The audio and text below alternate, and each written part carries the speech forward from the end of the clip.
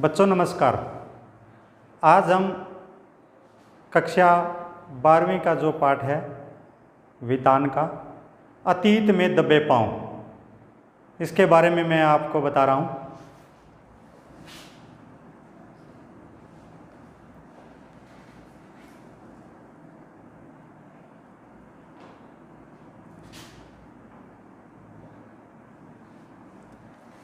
पाठ का नाम है बच्चों अतीत में दबे पांव। इसमें मोहनजोदड़ो के बारे में बताया गया है। आपने हिस्ट्री के अंदर पढ़ा होगा, दो सभ्यताओं की खोज की गई थी, मोहनजोदड़ो हड़प्पा। तो इसमें मोहनजोदड़ो के बारे में पता चलता है। इसमें मोहनजोदड़ो की जो खुदाई हुई थी, खुदाई के अंदर जो अवशेष मिले थे, जो कलाकृतियाँ मिली थी, उनके आधार पर जो हमारे पुरातत्ववेत्ता है उन्होंने कुछ अनुमान लगाए कि किस प्रकार से पुराने समय में हमारे पूर्वज थे, किस प्रकार की वो सभ्यता थी। उसके बारे में इस पाठ में बताया गया है कि अतीत में, अतीत का अर्थ होता है भूतकाल के अंदर हमारे पूर्वज कैसे थे। मोहनजोदड़ो का अर्थ क्या है? इसका बच्चों अर्थ होता है मृतकों का टीला। मोहनजोदड़ो का शाब्दिक अर्थ है मृतकों का टीला। मृतकों का टीला का अर्थ है कि वो पुराने सभ्य जो लोग थे वो मर गए थे, उसके बाद वो एक टिल्ले के रूप में जो हमारी सभ्यता थी वो खत्म हो गई थी। जो उसमें एक खुदाई से जो हमें मिला उसके बारे में पता चलता है। अब मैं आपको इसके बारे में बताऊं, जो पुरातत्ववेत्ताओं ने, जो इतिहासकारों ने इसके बारे में बताया, तो क्या क्या उन्होंने अनुमान लगाए। इतिहासकारों ने कहा कि ये सभ्यता 5000 वर्ष पूर्व की सभ्यता थी। 5000 वर्ष पूर्व की ये सभ्यता है, यानी 5000 पहले की मोहनजोदड़ो की जो खुदाई हुई उस समय हमारे 5000 पूर्व की ये सभ्यता थी। और ऐसा उन्होंने माना कि ये 85,000 इनकी जनसंख्या थी। 85,000 वहाँ की जनसंख्या थी। 85,000 के लगभग वहाँ लोग रहते थे। और बताया गया कि वो सभ्यता थी वो ऊंचे स्थान पर बसाई गई थी। जो टीले थे वो प्राकृतिक नहीं थे, वो कृत्रिम थे। कृत्रिम टीले कौन से होते हैं बच्चों? जो बाद में ऊंची जगह बनाई जाए। प्राकृतिक टीले आपने देखा होगा कि राजस्थान के अंदर है, बहुत ऊंचे ऊंचे टीले हैं। वो क्या है, प्रकृति से बने हुए। धीरे धीरे रेत इकट्ठी होती गई और वो बहुत बड़ा एक टीला बन गया। पर जो मोहनजोदड़ो की जो सभ्यता बसाई गई थी, वहाँ जो टीले थे वो कृत्रिम थे, वो ऊंची जगह बनाई गई थी। जिस प्रकार आजकल लोग मकान बनाते हैं तो उसमें भर्ती करते हैं, ऊंचा मकान बनाते हैं, इसी प्रकार उस समय भी उन लोगों ने अपनी जो वहाँ एक मोहनजोदड़ो को जो बसाया गया था वहाँ ऊंची जगह। इसका कारण क्या था? इसका कारण ये था कि जहाँ मोहनजोदड़ो बसाया गया था वहाँ से 5 किलोमीटर दूर एक सिंधु नदी बहती थी। 5 किलोमीटर के से दूर सिंधु नदी बहती थी। तो सिंधु नदी में बाढ़ आए, उसके पानी के बचाव के लिए इस सभ्यता को ऊंचा बसाया गया था। और ऐसा अनुमान लगाया जाता है कि ये 500 एकड़ में फैली हुई थी। 500 एकड़ में ये सभ्यता फैली हुई थी। 500 एकड़ कह सकते हैं, या आपके कहीं प्रश्न में आ जाए तो 250 हेक्टर, ऐसा भी कह सकते हो। 250 हेक्टर में ये सभ्यता फैली। हेक्टर आप सभी समझते होंगे कि 2.5 किले का 20 कनाल का 1 हेक्टर होता है। तो ये आपके आए कि 500 एकड़ में आए तो 500 एकड़ में फैली हुई थी। हेक्टर में आए तो आप लिखोगे कि 250 हेक्टर में ये सभ्यता फैली हुई थी। और सिंधु नदी से 5 किलोमीटर दूर इस सभ्यता को बसाया गया था। अब वहाँ खुदाई की गई तो उसमें एक 33 फुट चौड़ी सड़क के अवशेष मिले। 33 फुट चौड़ी सड़क के अवशेष मिले जो कि आधा किलोमीटर की थी। तो उसमें अनुमान लगाया गया कि उस समय सड़कें चौड़ी थी, मुख्य सड़कें चौड़ी थी, और सड़कों से जो छोटी छोटी सड़कें निकाली गई थी। तो इतिहासकार कहते हैं कि किसी भी घर का दरवाज़ा मुख्य सड़क पर नहीं खुलता था। वो गलियों में खुलता था। और जो सभ्यता थी वो बसाई गई थी, तो वास्तुकला का उसमें ध्यान रखा गया था। सभी घर है वो लाइन में थे, कमरे छोटे छोटे थे, बरामदे बने हुए थे। घर के अंदर जो पानी है, गंदा पानी है, उसकी निकासी के लिए घर से नाली बाहर तक आती थी, घर के बाहर तक, और बाहर से सड़क के दोनों ओर नालियां बनी हुई थी, और नालियां हैं वो बिल्कुल ढकी हुई थी, और हर घर में स्नान घर था। तो इससे हम क्या अनुमान लगा सकते हैं? इससे हम अनुमान लगा सकते हैं कि वो लोग साफ सफाई का कितना ध्यान रखते थे। वो लोग पानी को व्यर्थ नहीं जाने देते थे, गंदा पानी गलियों में नहीं बिखरने देते थे। आज से 5000 साल पहले देखो हमारे पूर्वज कितना ख्याल रखते थे, जबकि पानी की उस समय बहुत कमी थी। स्नान घर हर घर में होना, और घर का पानी बाहर एक होदी बनी हुई थी वहाँ आना, और वहाँ से दोनों तरफ नालियाँ बनी हुई थी और नालियाँ ढकी हुई थी, वो पानी जाना, और सभी घरों का एक लाइन में होना। ये वास्तुकला की उनकी एक कला थी, कि हम कह सकते हैं कि वास्तुकला का उनको बड़ा अच्छा ज्ञान था। अब इसके साथ मोहनजोदड़ो के और क्या क्या हमें चीज़ें, अब मोहनजोदड़ो में एक तालाब मिला है जिसको कहते हैं महाकुंड, जिसका नाम दिया गया है महाकुंड।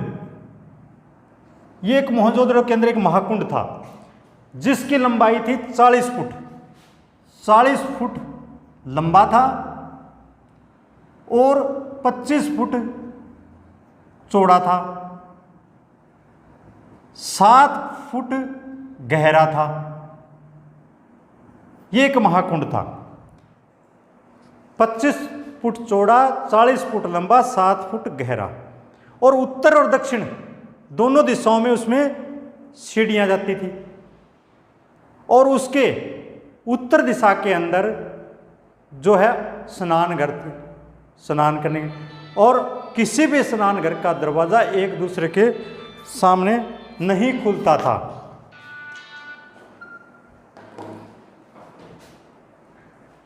उसमें जो पक्की ईंटों का बना हुआ था, जो उसका तल है वो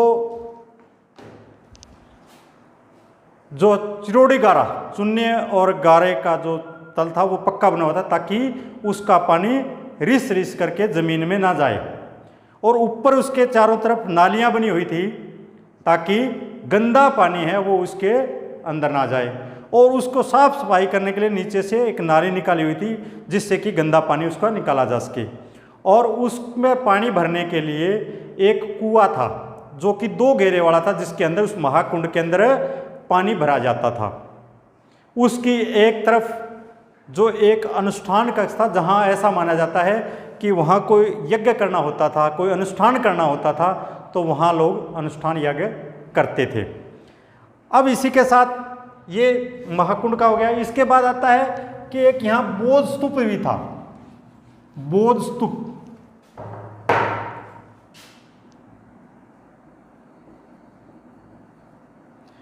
ये बौद्ध स्तूप भी था, जिसमें क्या है कि ऐसा माना, इतिहासकार कहते हैं कि 2600 साल पहले का था। ये 2600 वर्ष पूर्व ये बौद्ध स्तूप माना जाता है। और इसको कैसे 25 फुट ऊंचा चबूतरा बना करके उस पर इसको बनाया गया था। इसको गढ़ भी कहते हैं, किला भी कहा जाता है। और भारत का आधुनिक लैंडस्केप भी इसको नाम दिया गया है, कि ये जो आधुनिक भारत का लैंडस्केप है, ये इस बौद्ध स्तूप को कहा गया है। इसके एक और उत्तर की ओर जो रईस लोग थे, जो बड़े लोग थे, उनकी बस्ती थी। एक दूसरी तरफ इनके जो गरीब लोग थे, निम्न वर्ग के लोग थे, उनकी बस्ती थी। इससे 5 किलोमीटर दूर सिंधु नदी बहती थी। अब इसमें आता है कि जो वहाँ खुदाई की गई थी उसमें क्या क्या चीज़ें मिली थी। आपको बताया कि सड़क के अवशेष मिले, इसके अलावा जो तांबा है, जो आप कह सकते हो मनके के हार है, जो चित्रकारी किए हुए बर्तन भांडे मिले हैं जिस पर चित्रकारी की हुई थी। और एक जगह तो कोई दीवार के अवशेष मिले हैं जिस दीवार पर भी सुंदर चित्रकारी की हुई थी। 2 पार्ट वाली चक्की मिली है, बैलगाड़ी के चिन्ह मिले हैं, और एक तो वहाँ सूत का कारखाना भी मिला है जिसमें रंगाई का काम होता था। तो इतिहासकार कहते हैं कि वो कारखाना मिलना ऐसा माना जाता है कि उस समय कपास की खेती भी होती थी, कपास की खेती होती तभी रंगाई का काम किया जाता था।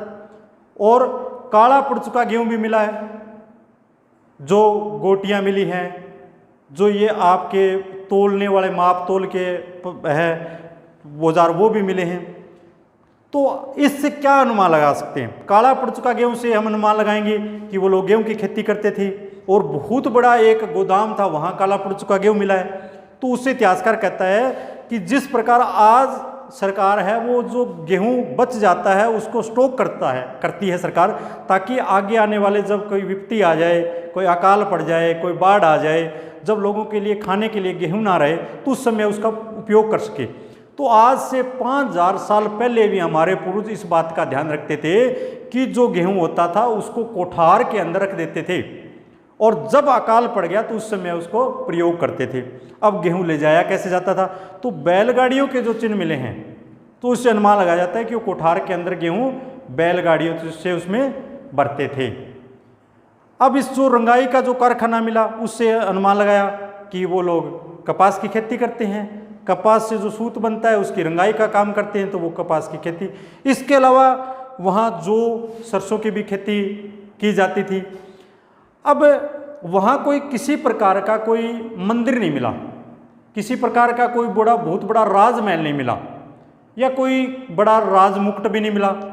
तो इतिहासकार एक बात कहते हैं कि ऐसा लगता है कि वो सभ्यता थी, वो लोग ना तो राजा की तरफ ध्यान देते थे, ना वो लोग अगर मंदिर मस्जिद का मिलना होता तो ये कहते हैं कि धर्म की तरफ, तो इतिहासकार कहते हैं कि वो धर्म को भी महत्व नहीं देते थे। राजा का मुकुट नहीं मिलना इस बात का प्रमाण है कि वहाँ कोई राजा ही नहीं था। तो इतिहासकार कहते हैं कि वो जो सभ्यता थी वो सभ्यता ना तो धर्म पोषित थी, ना वो सभ्यता है वो धर्म को महत्व देती, ना राजा को राज पोषित थी। वो सभ्यता थी समाज पोषित, क्योंकि वो लोग केवल समाज की ओर ही ध्यान देते थे। ये अनुमान लगाया, मंदिर मस्जिद का न मिलना, राजा का महल ना मिलना, राजा का मुकुट ना मिलना, इससे ये अनुमान लगाया गया था कि समाज पोषित सभ्यता थी।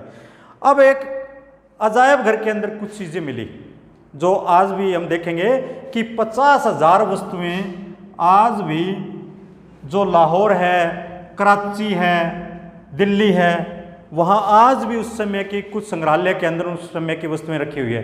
तो लाहौर के अंदर अजायब घर के अंदर अली सगीर नाम का एक वहाँ जो रखवाली करता था, अली सगीर नाम का व्यक्ति था जो अजायब घर की रखवाली कर रहा था। उससे पूछा गया तो उसने बताया कि यहाँ कोई वस्तुएं तो बहुत मिली हैं पर यहाँ कोई हथियार नहीं मिला, अभी तक कोई हथियार का कोई भी किसी भी संग्रहालय के अंदर हथियार नहीं है। तो अनुमान लगाया जा सकता है कि उस समय ना तो पुलिस थी ना सेना थी। अगर पुलिस और सेना होती तो सुरक्षा के लिए वो लोग हथियार रखते। हथियारों का न होना इस बात का अनुमान है कि वो लोग स्वयं ही अनुशासन थे, आत्म अनुशासन था, उनमें किसी बल का प्रयोग नहीं करना पड़ता था, वो लोग स्वयं अनुशासित थे। तो कितनी बड़ी बात हमारे लिए है कि आज से 5000 साल पहले हमारे जो लोग थे आत्म अनुशासन में रहते थे, किसी बल के प्रयोग अनुशासन में नहीं रखते थे। अब वहाँ जो चित्रकारी के भांडे मिले, चित्रकारी के मन के कुछ हार मिले, तो इतिहासकार कहते हैं कि उस समय चित्रकारी को महत्व दिया जाता था।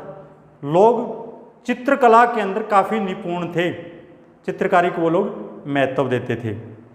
अब आज भी अगर हम बात करें तो राजस्थान के कुछ गांव हैं, दूर दराज के अगर गांव में देखे हुए, तो जो मोहनजोदड़ो की जो सभ्यता के अंदर जो चीज़ें मिली थी वो चीज़ें आज भी हमें राजस्थान के कुछ गांवों में मिल सकती हैं। तो ये बात प्रमाणित होती है कि हाँ, वास्तव में ये जो अनुमान लगाया गया ये बिल्कुल सही है। एक तो कुलदरा गांव जो अजमेर के अंदर है, वहाँ तो बिल्कुल जो मोहनजोदड़ो में जो अवशेष मिले, मोहनजोदड़ो की जो सभ्यता बसी हुई थी किस प्रकार की, वो सारी की सारी चीज़ें वहाँ मिली। तो वो कुलदरा गांव वर्तमान के अंदर अब खाली हो चुका है कि ऐसा माना जाता है कि राजा के साथ कोई झगड़ा हो गया था और लोग रातों रात वहाँ से चले गए थे। पर हमने ये देखना है कि ये जो बिल्कुल काल्पनिक बातें नहीं है, आज भी वहाँ उस चीज़ के अवशेष है, तो हम अनुमान लगा सकते हैं कि हाँ इस प्रकार के हमारे पूर्वज थे। और इस बात का भी अनुमान लगाया गया कि ये जो 85,000 जो इसकी जनसंख्या थी, तो ऐसा माना जाता है कि ये कोई उस समय की राजधानी होगी। उस समय की जो जहाँ ये खोज की गई है, जहाँ खुदाई की गई है, तो उस समय ये कोई राजधानी है, जिसके कारण यहाँ अधिक जनसंख्या थी। यहाँ जो खुदाई के अंदर जो अवशेष मिले हैं उसके आधार पर कह सकते हैं कि उस समय लोग ये धनाढ़ लोग थे। और लोगों के अंदर आपस के अंदर जो प्रेम प्यार था उसका भी अनुमान लगाया जा सकता है कि लोग आत्मनिर्भर थे। आत्मनिर्भरता जहाँ ही होगी जहाँ प्रेम प्यार होगा। तो आज इतिहासकार ये कहते हैं कि आज चाहे हम कितनी ऊंचाइयों पहुंच गए, पर हम ये नहीं कह सकते कि हमारे पूर्वज है वो सभ्य नहीं थे। ये जो मोहनजोदड़ो की खुदाई से अवशेष मिले, ये इस बात का प्रमाण है कि हम 5000 वर्ष पूर्व भी हम सभ्य थे। चाहे चित्रकला के अंदर आ जाओ, चाहे वास्तुकला के अंदर आ जाओ, चाहे पानी के लिए आ जाओ। अब उस समय उस मोहनजोदड़ो के अंदर 700 कुएं थे। इसको 700 कुओं के आधार पर हम कह सकते हैं कि ये जल संस्कृति भी, सभ्यता भी कह सकते हैं इसको। तो कितना वो इस बात का 5000 साल पूर्व, 5000 साल पहले भी हमारे पूर्वज किस प्रकार से ध्यान रखते थे। तो बच्चों, अब ये मैंने इसके बारे में आपको कुछ पाठ के बारे में कराया। इसके कुछ प्रश्न बनते हैं आपके लिए। जैसे मोहनजोदड़ो का अर्थ क्या है, मोहनजोदड़ो की खुदाई में क्या क्या मिला, जो महाकुंड है उसके बारे में स्पेक्स में लिखिए, जो आपका बोध स्तूप है उसके बारे में लिखिए। या हम कह सकते हैं कि इस बात का क्या प्रमाण है कि हमारी जो उस समय की सभ्यता थी, वो सभ्यता जो धर्म पोषित और राज पोषित नहीं थी, समाज पोषित, इसका क्या प्रमाण है। किस प्रकार हम इसको जल संस्कृति कह सकते हैं कि हमारी जल संस्कृति थी, किस प्रकार हम कह सकते हैं कि वो लोग आत्म अनुशासित थे। तो ये कुछ प्रश्न इसमें से बनते हैं जो आपने इसमें लिखने हैं। तो मैं समझता हूँ कि आपको इसमें पाठ पढ़ा है तो इसमें आपको इसका ध्यान भी हो गया। थैंक यू बच्चों, धन्यवाद, जय हिंद।